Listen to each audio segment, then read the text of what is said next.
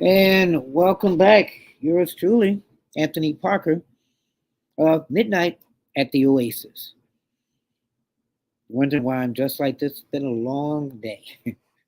You ever had those days where it seems like they just don't end? Well, this one's about the end. Welcome to the show. I'm Anthony Parker Alexander, Midnight at the Oasis, where we give the news of the day and we get you ready for tomorrow. So if you've been watching the show, we thank you for watching it. We're going to keep this on. We try to do this every night. We've only been on or recently started, but we're always on at this time. So tell your friends, hit the like, hit the share, hit the subscribe button. Come on to Midnight at the Oasis. This show is put together in part by Keeping It Honest, yours truly, Anthony Parker. That's our one show where we do shorts, 5 seconds, to long forms, maybe going up to 3 hours. But we do entertainment, we do politics, we do in-depth stories. Thank you for supporting us. Speaking of supporting us, go to our Patreon page. Our Patreon page is kind of like a PBS, as I always say. You type in patreon.com, go to Keeping It Honest, and you get 3 tiers. And these tiers are any particular funds you'd like to contribute for the show. You pick whichever one you want. That way, it shows us that you've stepped it up even more and said, hey, what? Anthony, I'm invested with the show like you. You see all the information we do. Get on my page and look at some of the shows that we've talked about. We've had some famous people on there. We've had some in-depth studies.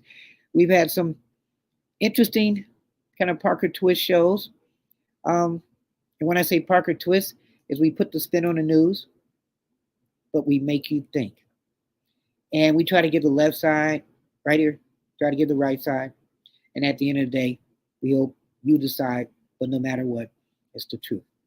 If you want to contact me, telephone number is 216-702-3718, meaning you can text me or leave a voicemail. This isn't a live call-in show. Not yet, but you just never know. Hey, and that's where the Patreon page comes in. We could potentially be doing a live call-in show. Like the old days where they used to do late night shows and they would take calls.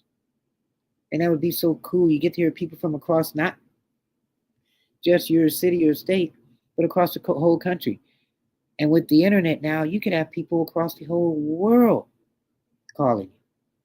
But if you want to leave me a message, that number is 216-702-3718, 216-702-3718. Email address is parkerman2011 at gmail.com, parkerman2011 at gmail.com. I do have X. And then, for all the money that Elon has put into marketing stuff, why do we always have to say X, formerly Twitter? After a while, you got to get off that formerly. You think Pepsi, new Pepsi, okay? I think UPN was WB way back when, TV stations.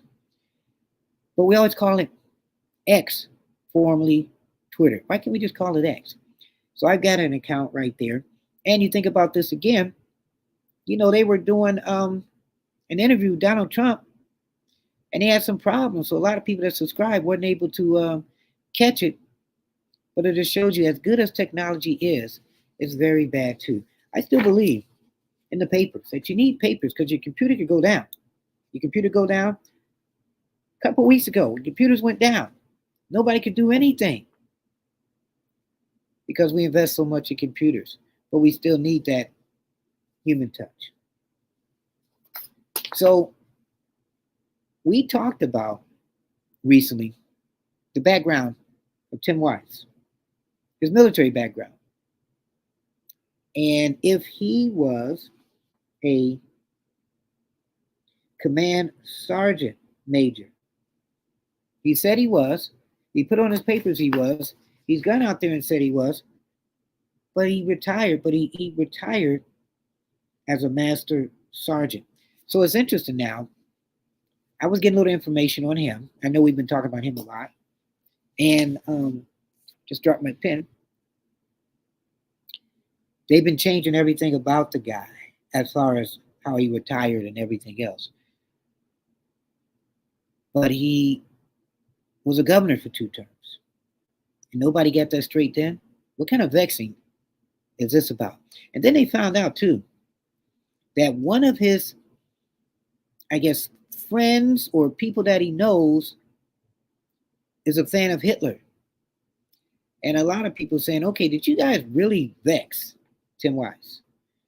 Because it seems like there are things that people just don't know about him. And when you're vexing, you got to make sure that there's nothing in your background that could hurt you. Because a lot of people say, wow, you know what? Maybe we should have had Shapiro, but because he was Jewish, we didn't really want to stir up anything. But isn't that racist too? But then, DEI, diversity, exclusion. I can't remember what the E means now. But when people ask, is Kamala Harris a DEI hire? Was Tim Walz a DEI hire? And, you go back to people back in the 70s, African Americans, when they were getting these jobs because of their blackness. Should we hold positions open for people because they meet a certain ratio? If you have a company and you're trying to get some diversity, are you hiring those people who have diversity compared to other people that don't? So if me and a white guy go to Fox, and the white guy is way more talented than me, but you're trying to pull in a black audience, would you hire me? I don't know, maybe, dress like this or maybe not dress like this. What would be the one thing that you'd have to hire me for? You don't want to be hired because of your nationality and your race. But if you are hired on that, then maybe after you get that job, then you can meet the qualifications that you were supposed to meet. But then what about that person that didn't get that job? Are we more susceptible to race employment now than we were back in the 70s? How do you feel about that? Let me know. So we're going to talk a little bit about Tim Wise. We're going to talk about J.D. Vance's military background. A lot of people don't know about it too much. We just know he was in the military. And we're going to see if his stacks up to Wise's. So Weiss was in the military 24 years, but he's been taken flat of how he left. So we're going to talk about that. Tulsi Gabbard. Remember this lady? She ran for president, and I think it was 2020. And she was at the debate table for the Democrat Party to see who they would pick to run for president in the Democrat Party. And she slammed Kamala Harris. She had her, like Kamala said, shush, I'm talking. Gabby said, no, girl, I'm talking. And this is your record, okay, as DA. And she just slammed her. So after she slammed her, it was a twofold effect. Gabby never got as far, and she was supposedly the person that probably would have been a good VP. Military lady, been around for years, and she was making waves. But she was going up against Kamala Harris. And the powers that be, as I'm learning this, they might have wanted her. And the funny thing is, when she ran, I wanted her to win. I wanted her to go up against Trump because it was something about her. She was smart. I liked some of her views, and she said what hurt her. She didn't say what hurt her, but when she debated Biden, and she pretty much said, I was that little girl that was on that bus. And then she just kept reaming him because he had something to do with the segregation. So she reamed him. And after that, Her polls went down. She was one of the first ones, if not the first one, to drop out the race. She couldn't find any money. She wasn't winning anything, and she dropped out. And I still say that Senator Claiborne, um, South Carolina, made a deal.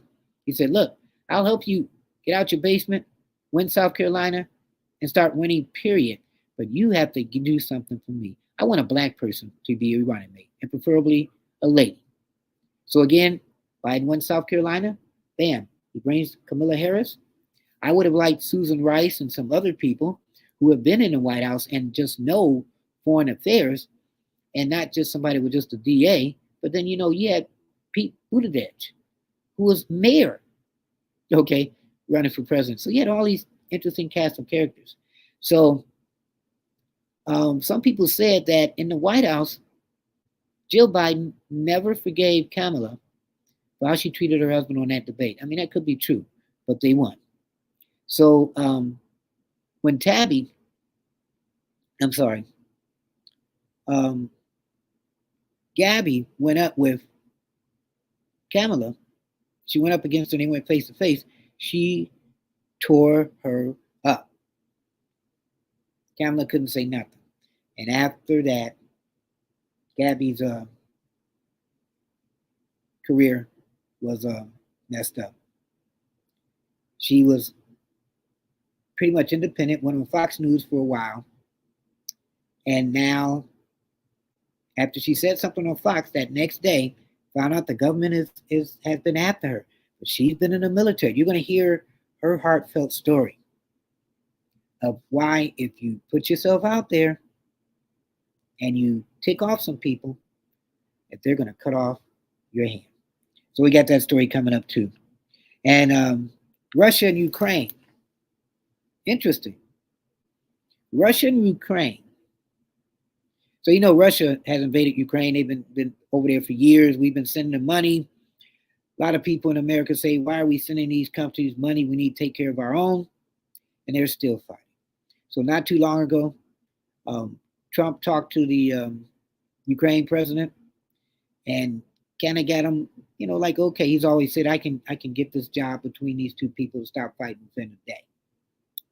So the funny thing is, he talks to the Ukraine president.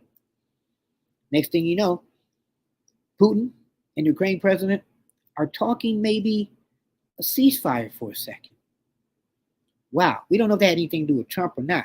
So they talk about a ceasefire because Russia's a big dog. And Ukraine's this little dog. But Ukraine is still hanging in there, which has been surprising everybody. So they talk peace.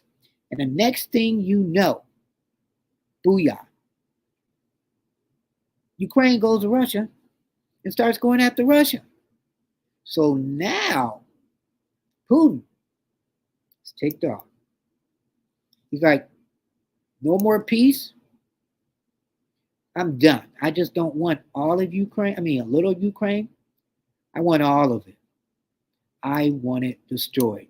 I've been watching some streaming shows, and some people say a few years from now, you'll be looking at TV, and they will say, they won't say that, God bless me, but they will say, this is where Ukraine was.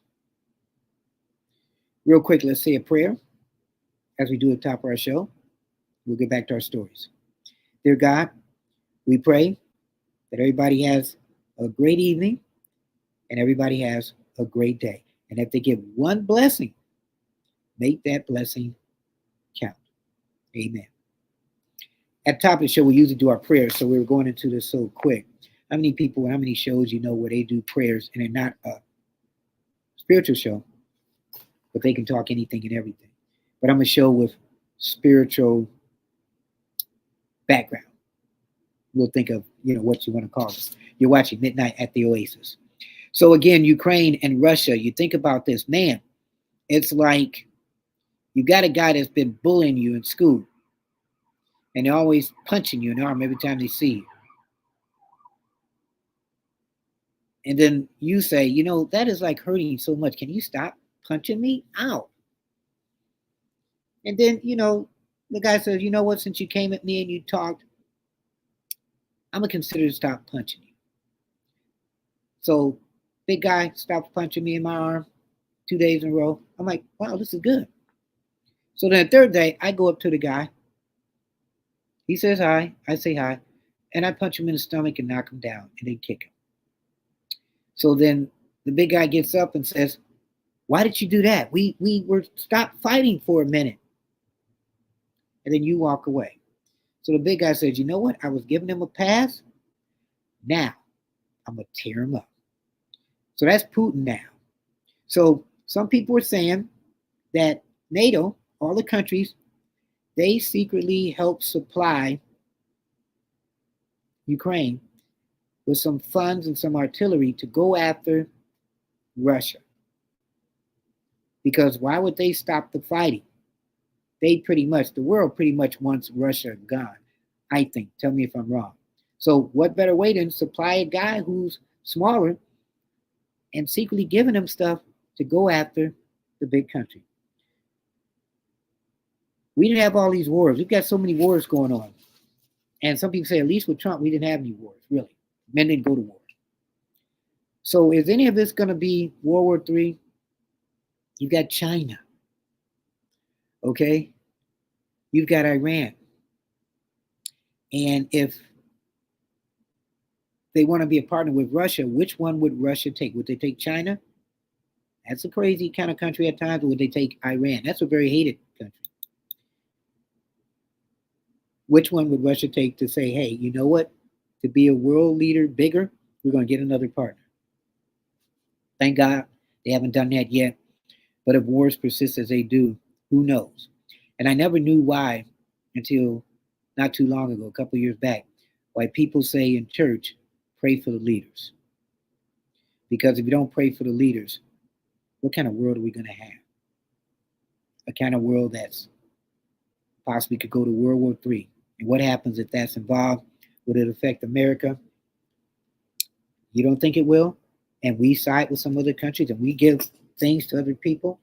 My pen just dropped. The enemy of my enemy is my friend. Think about that. Who would we be with friends? Who would we unite with if we had to defend ourselves? Or if one of our friends were getting bombed? If our friend, meaning another country, is getting bombed, how much do we have to get involved? Once we get involved with the other side that's evil, their secret or superpower country of friends, will they get with them? We pray none of this comes to truth, but we never know. So my thing is, why can't we all be friends in a simple world? So who's the best president for this job? Do you have Donald, who's done it before, which technically there wasn't any wars, and then he was going to people who were enemies and sitting and breaking bread with them, but yet we looked at him as an enemy. We looked at Donald Trump as an enemy, but yet he was at the table. Or do we go with Kamala, who says, I'm not going to take any of this. As long as she goes to those meetings and don't giggle, and as long as Trump goes to those meetings and don't threaten people. But which one will keep us further away from war? We have to look at the stomachs, like Trump said. Think of your stomach. Is it more hungry today than it was 4 years ago? That means you're spending money on everything else because the prices are higher and you can barely eat. Or do you think of, if we had a president to prevent war, which is the one that would stop it? So our military people won't have to go to war. And war is not a fun thing. And then some people saying that Ukraine, it was kind of dirty that they did that. They're like, well, that's not right. But then if you're in war, what is right? War is war. You got to do what you got to do, I guess, to win. And that's probably what Ukraine guy is saying. But since he did that, and he pretty much got caught, and he's admitting he did that, should we as the United States continue to give him funds? Because we could have said, dude, what are you doing? Now Russia's going to come after you more. They've got better resources. And does that mean we have to give you more money? The consequences are you either should have ceased fire or try to do a ceasefire, or let it go as it was, and I guess keep fighting, because now you made the big boy mad. And you're going to need some resources now to back up what you did.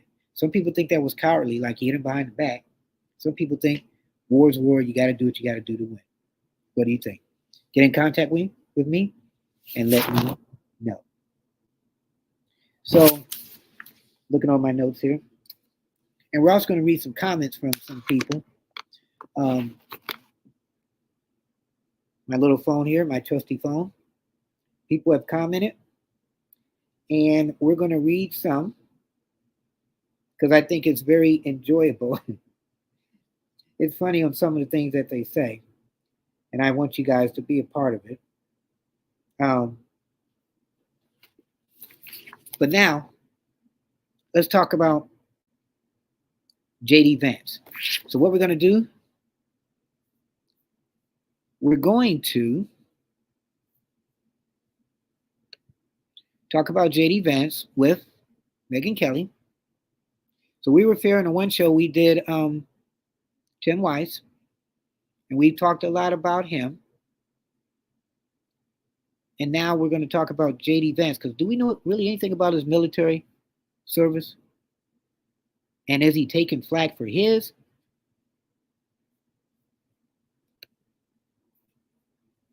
We're going to check it out. You're watching Midnight at the Oasis with yours truly, Anthony Parker Alexander. Because I want to finish up with Wallace and then talk about Kamala for a second. Brianna Keilar, who is terrible. She's at CNN. She's another partisan hack who should have been eliminated during the Brian Stelter, Don Lemon cleanup that they did. And she's talking about when CNN got rid of everybody. Don Lemon was one of those. Don Lemon, is an interesting broadcaster. He got off of CNN. I think he became full of himself, kind of like a diva. And they kicked him off. He went on X. He interviewed Elon Musk and asked him a lot of questions. And here I said X. I didn't say formerly known as. And I'm like, man, he's asking him these questions. And Musk, I'm not really a fan of his. He kind of thinks he's really out there too. I mean, he's a rich guy, but he acts like he's a rich guy and can control all the media. So Lemon has asked him questions. I give Lemon credit on his show that that Elon Musk gave him. And he asked him so many questions. I think Elon didn't like it. It was his first show, and it also became his last. So now Lemon does a show on streaming, and he does a pretty good show.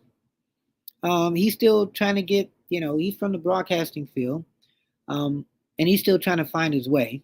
So if you ever watch the show, let me know what you think about it. But to get to the J.D. Vance story, we still have to go through the Tim Walsh story. But she managed to hold on.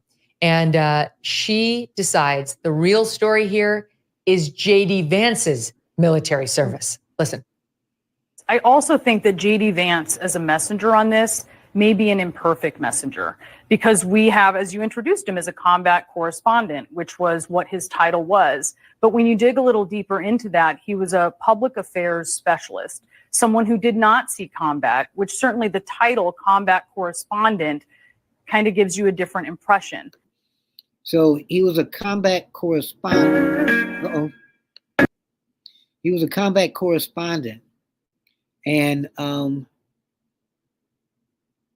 I'm over here trying to see where exactly I'm at here.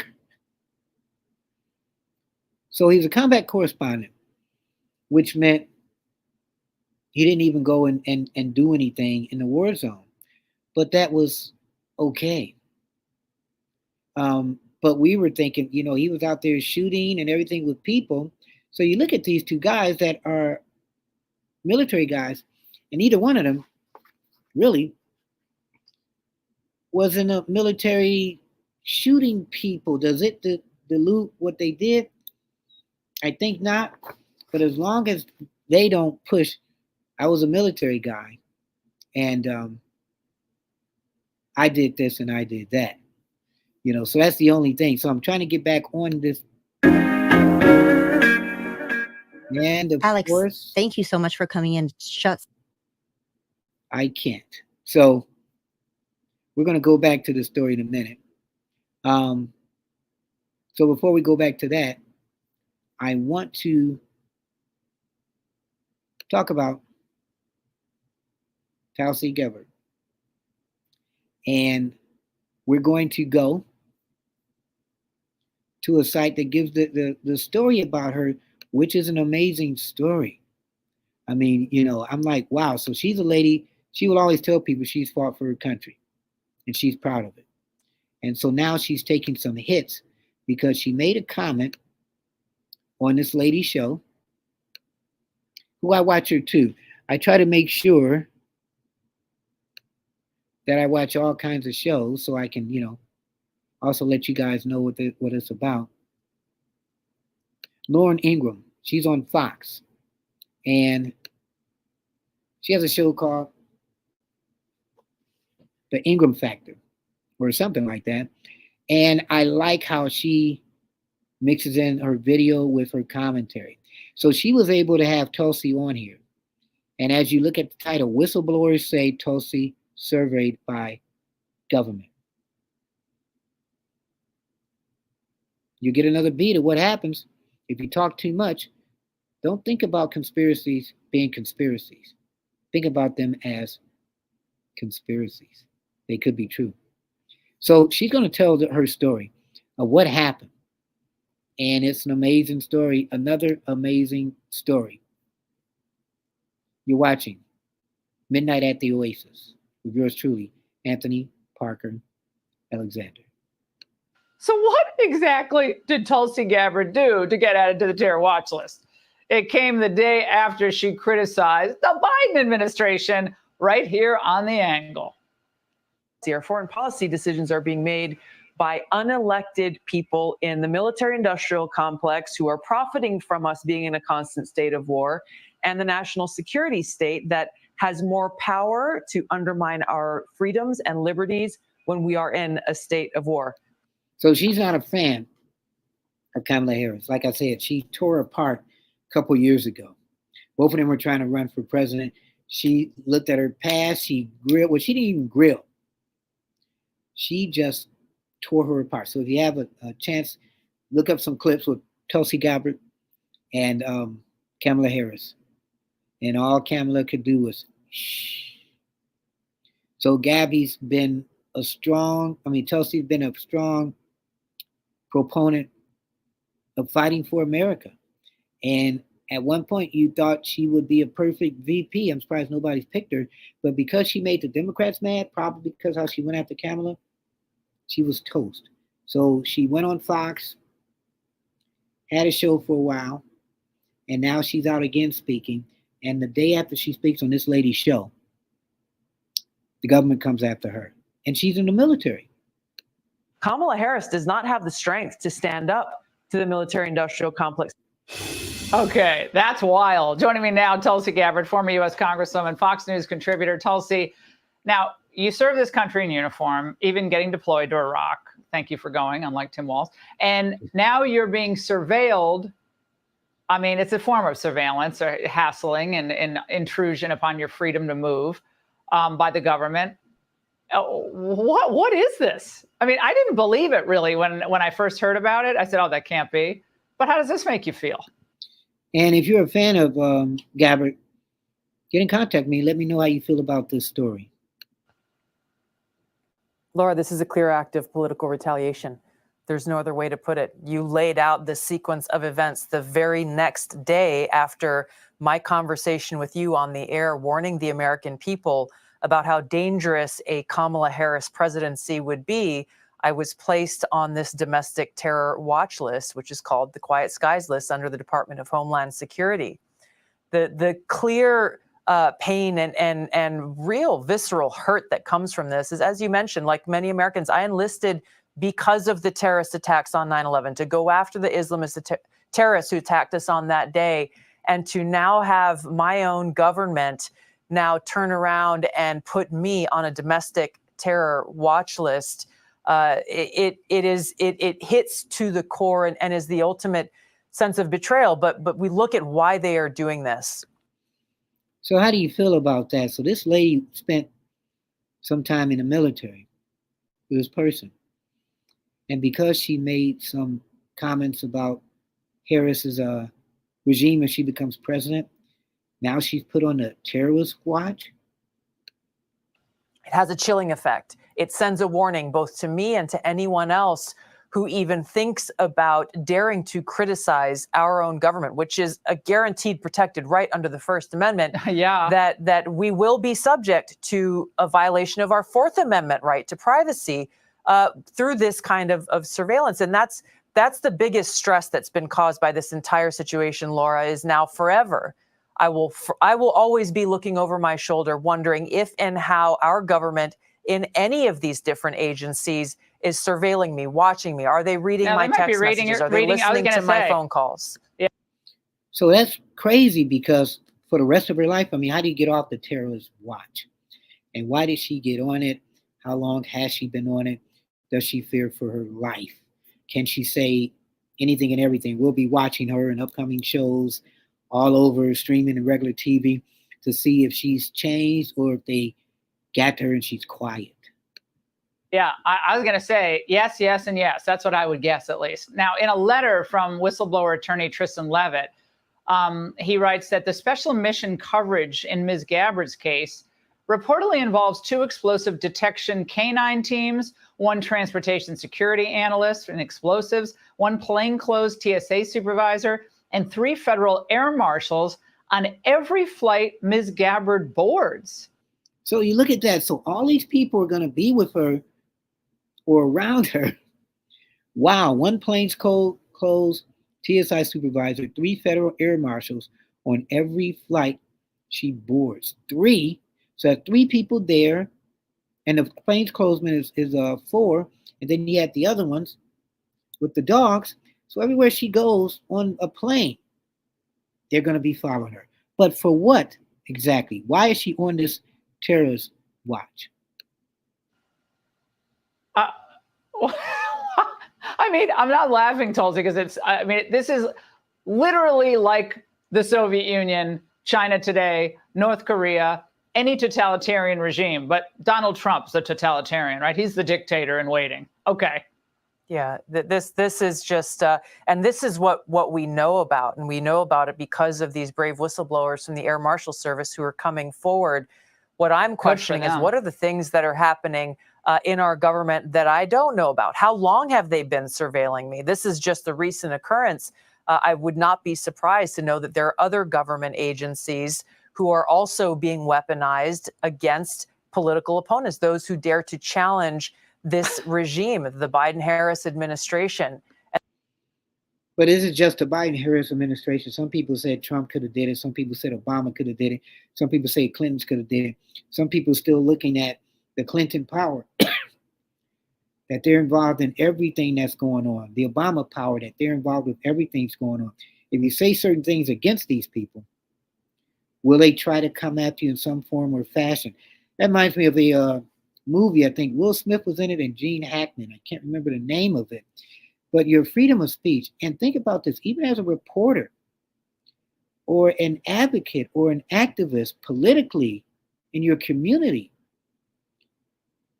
should you worry about this? Because people don't like people that are doing their own things and speaking out. I can tell you that, okay? Even doing streaming. You can stream, but technically, YouTube could just say we're taking everything off, and then, what are you doing? You're back out in the streets as like in the old days. Streaming is giving you the capability to tell your story and tell other people's stories in ways that the regular media isn't. So when you're watching the regular media, there are some stories that they're not getting in depth. Some of it could be minutes. Some of it could be because it's not a ratings thing. It's not bringing in the people. A lot of people go to streaming because it's a passion. They can make money, and they get to tell the stories the way that they want to do. I'm just keeping it honest. And that's really what it comes down to, and why they have to be stopped. They have we to are be guaranteed defunded. the right to life, liberty, and the pursuit of happiness. I cannot be free, and you pointed to this. Yes, exactly. I cannot be free so long as my government is breathing down my neck and watching my every move. Well, we got to go, but we're going to be following this closely, demanding that this be completely withdrawn, and whoever is responsible for this decision, and there's one person who made the decision, should be fired immediately. But this should never, ever happen in the United States of America. To anyone. Tulsi, no, to anybody. Thank you. I think this is the tip of the iceberg, and I know Donald Trump is not surprised by any of this. Tulsi Gabbard. Wow. So what do you think? Is that an interesting story? That is an interesting story. We'll have to follow up on that. Boy, I would love to get her on my show. Wow. So we had technical difficulties with the JD Vance. So we have to come back to that another time. I apologize for that. But like I said, technology is technology. So Tulsi Gabbard, what did you think? How many people you think have disappeared? I'm not saying disappeared like you don't see them because they're dead, but have disappeared in the public eye because, one, speaking out as a public official or reporter, journalist, in other countries, a lot of these journalists that do stories, it's a life-threatening deal. We take for granted reporters, but thank God we're not in a country where if you say something, it might be the last thing you say as a reporter. Or you say something as a politician, it might be the last thing you say. We're in a country of democracy. People ask me, well, what is democracy? Democracy to me is freedom of speech and being able to say what you need to say to get the truth out there. But then the other hand, freedom of speech is also hearing things that you may not like to hear. So I'm going to get on some of my comments right now. And let me see if I can pull this up. I did a clip about fathers not being there. And I got this message from Teresa. And Candace Owens did a comment about father's absence and the difference that they make, and I liked it. So I put it out there. So this is the comment that I got. This is from Teresa. She's talking Jim Crow. I'm 70. Families fled north, white housing projects because 50-50 with black families. Then the projects became mostly black and Hispanic people. Social workers would pop up on you, looking under beds and in closets, looking for men's clothing and shoes. Wow, did they do that back then to see if there was a father around? Wow. If those items were found, a woman with children would lose their apartment. Wow. Men had to go, and several women.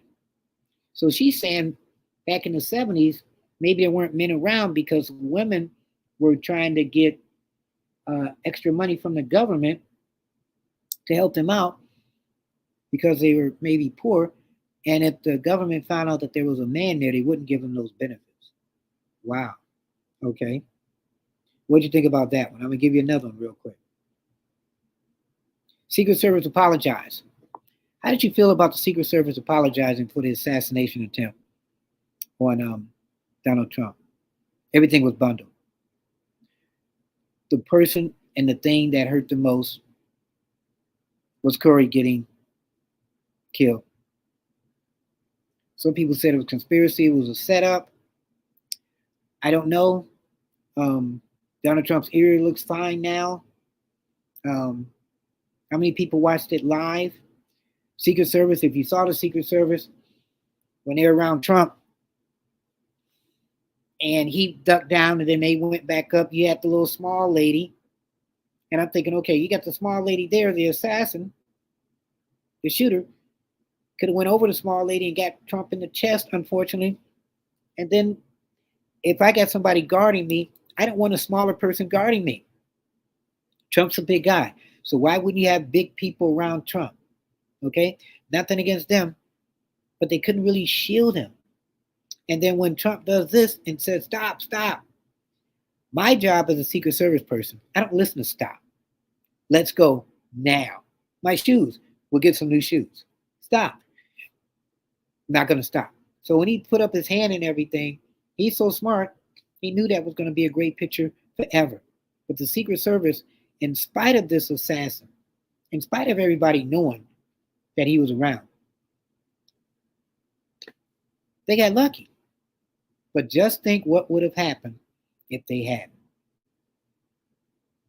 The bad thing was, if assassination would have happened, how would this world be? How would this change? One, who's running for president, but two, just the world. So we thank God, no matter what, that Trump is still here. And we thought maybe Trump would be humbled because of that. Fine God, maybe he did. He opens up a little bit, but he's like, I'm back to normal.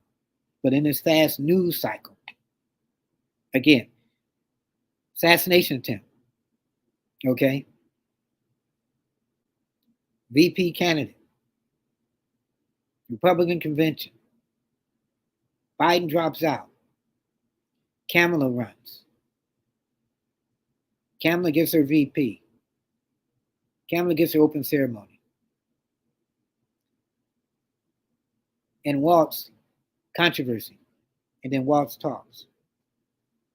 He had a solo appearance, his first one, where he's talking about what he would do as vice president. The one thing I don't like about him is he cusses too much. When did politicians start cussing and openly? If I'm bringing my kids to see you and I like you, I don't need to hear you cuss. But then I guess Trump does it too. But it seems like these guys do it a lot. You don't see Kamala do it. Okay? As a politician, should you be a role model? Because you never know who's looking at you saying, boy, I saw your speech, I loved your speech, and I want to be like you. But when this day and age, it seems like everything that was in the past doesn't matter today. Where's the integrity of people today? Hopefully you tune into my show and you find it. Midnight at the Oasis. So I'm going to read another one real quick. Another comment. And let me see. Secret Service apologies. So I put a video out, and this is the response I got from Vicky. And Vicky says, Trump should have, there we go. Trump should have never had a rally out in an open area, period. This was only outdoors because Trump has not paid for the venues or the extra costs for their police to security he has had since 2015. I don't believe you failed at all. Trump is still alive. Wow. So is this one of the reasons why he does the outdoor rallies? Because he doesn't want to pay for the inside insurance? That's an interesting thought. Is that being cheap? Because they say, look, we got to do more indoors. He's like, nope, I want to do this for the people. So do you give Trump credit because he's still doing outdoor rallies? Or do you not give him credit if you found out he was just cheap? I don't know. I, of course, like more outdoors than indoors. Let me know if you've ever been to a Trump rally. What did you think about it? I went to cover it a couple years ago, and it was very scary because you could see people and they were very eager and anxious and a little bit angry. Make America great again. And then when people say that, what do you mean make America great again? When they said that when he first ran, how did they want to make that? I mean, African Americans, when was America great? Was it great in the Obama era? So are you saying make it great America again when Obama was president for African Americans? With Trump, when you're talking wholesome, or are you talking about the 1950s when it wasn't really that good for African Americans and other minorities? What is exactly make America great again? That's your homework. Let me know. Tweet me. I'll tell you what my tweet is sometime. But you can email me until you tweet me. But make America great again. Make America great again was when people were full of integrity and honesty, and they cared about each other. So why can't we make America great again? It takes just one. And then from there, it grows. Something to think about. So that's it. I thank you for tuning in. Midnight at the Oasis. You have any comments or questions, you can email me. It's parkerman2011 at gmail.com, parkerman2011 at gmail.com. You can also text me, leave a voice message, 216-702-3718, 216-702-3718. Tell your friends. Go to my Patreon page. Contribute. 3 tiers. Get close to our family. Okay, let's just huddle up. let's make our show just great. As we grow, you grow. Let's take this crazy experiment and grow together as a family. Who knows? We could be doing live call ins.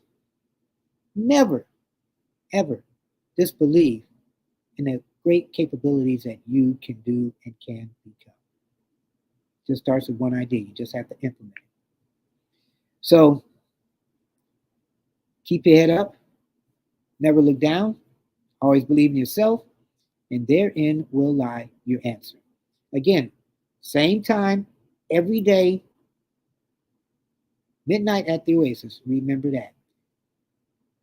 Subscribe, subscribe, subscribe. I thank you very much. Keep your head up, never look down, always believe in yourself, and therein will lie your answer. I'm Anthony Parker Alexander. We don't just keep it simple, we don't just keep it real, we keep it honest. You're watching Midnight at the Oasis. God bless.